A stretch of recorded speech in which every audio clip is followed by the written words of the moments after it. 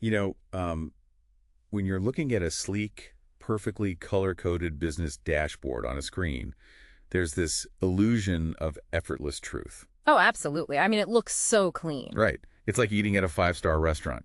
You see the pristine plate in front of you, the perfect presentation, and you never really think about the chaotic, loud, messy kitchen that actually made it happen. Yeah, no one really wants to think about the kitchen. Exactly. Yeah. But today, well, for your custom-tailored exploration, we are dragging you straight into that kitchen. We're looking at an over-the-shoulder recording of a live data analytics masterclass from August of 2026. Which is highly revealing, honestly. It really is. Okay, let's unpack this. If you have ever looked at a slick presentation and wondered where those numbers actually came from, well, this session reveals the meticulous, kind of unglamorous human effort required behind the scenes. And you won't need a math degree to follow along with this either. I mean, this exploration is really a look into the psychology of organization. Yeah, the logic behind it. Right, we are looking at the sheer logic required to turn absolute chaos into, reliable business intelligence. And to learn how to clean up chaos, you first need a really good mess. Oh, definitely. The instructor in this recording doesn't just, like, pull up an old spreadsheet to teach his student. No, he goes straight to AI. Yeah, he uses Claude specifically to synthetically generate a deliberately dirty data set. He prompts the AI to create a company brief and a 5,000 record CSV file for a fictional digital-first fintech called NovaPay.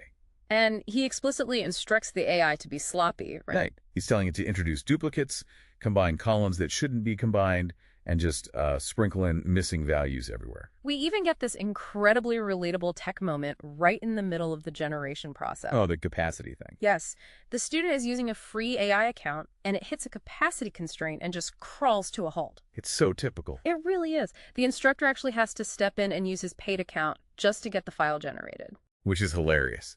But isn't it deeply ironic that we are using an AI to create a massive data mess?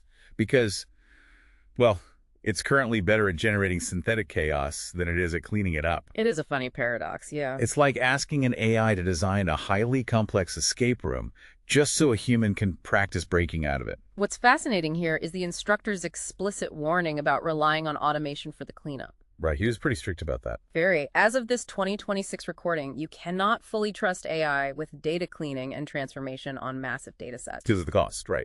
Exactly. Feeding millions of rows into an AI to clean them burns through massive amounts of computational tokens. The tokens are basically like the currency of AI processing. Right. They are essentially the basic units of text an AI processes. It's like making it read millions of individual syllables, which, drives up server costs astronomically. Wow. So if the AI is too expensive and hallucinates the details, baking fundamental errors into the final analysis, the human is forced into the trenches. Yeah, someone has to do the actual dirty work. Which brings us to the moment they take this messy NovaPay dataset, all 4,970 records of it, and load it into Excel's Power Query Editor.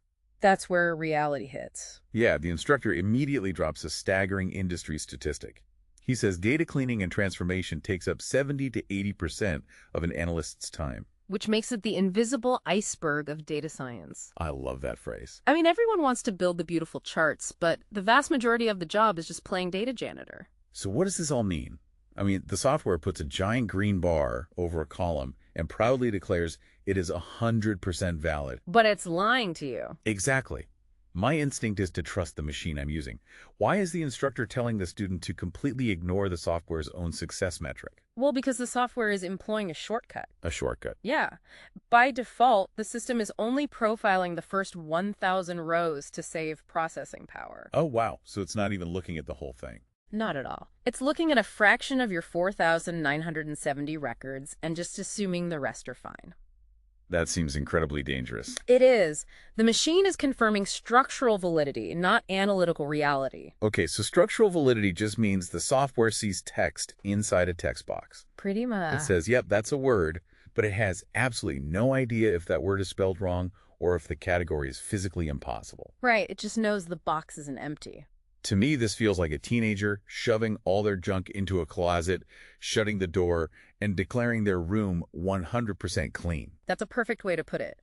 And that false confidence is exactly why the human analyst has to manually wrestle with the reality of the data. Here's where it gets really interesting. because you don't just click a fix button. Oh, if only it were that easy. Right. We get to see the actual micro details of what that 70 to 80% of an analyst's time looks like. Yeah. Take the campaign ID column. Right, the primary key. Yeah, this is supposed to be a primary key, a completely unique identifier for every single marketing push NovaPay runs. But when they look closely, the system shows 4,970 total records. But it flags that there are only 4,969 distinct values. Wait, so it's off by one? Exactly. That math instantly proves a duplicate record is hiding somewhere in those 5,000 rows. That sounds agonizing to find.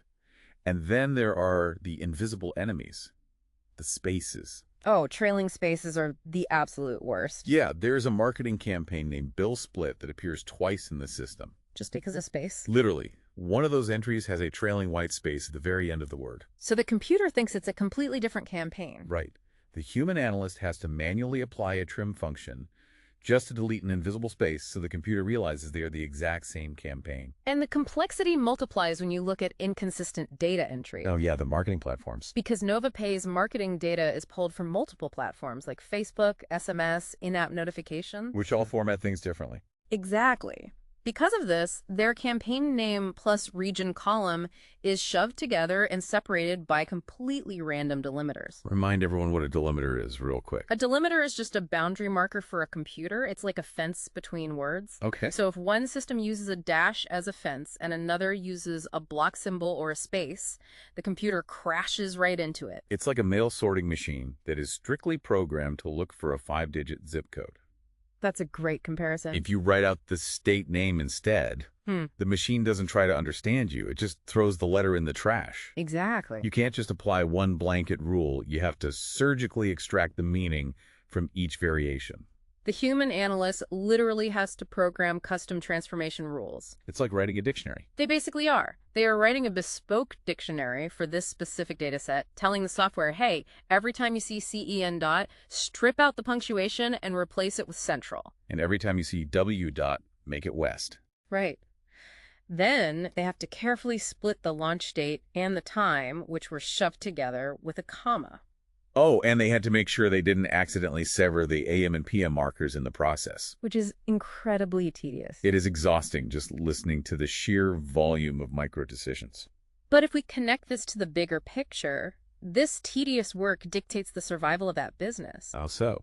Well, NovaPay's leadership wants to reallocate their budget to marketing channels that actually convert. Okay, that makes sense. But if a human doesn't catch that CEN dot and central are the exact same place, the software will treat them as two entirely different regions. So the executives would look at the final dashboard, see that CEN dot is underperforming, and cut funding to half of their central region. Exactly. That is a multi-million-dollar mistake based on a punctuation mark. Fragmented data leads to fragmented decision-making. Wow, so we've gone from prompting an AI to create a fictional corporate mess all the way to watching a human painstakingly trim invisible spaces. And program bespoke transformation rules just to make a spreadsheet readable. It is a powerful reminder that every flawless chart, every perfect graph, and every confident executive presentation you consume in your professional life is built entirely on a foundation of human effort. Playing data janitor. Right. This raises an important question, though. Nope.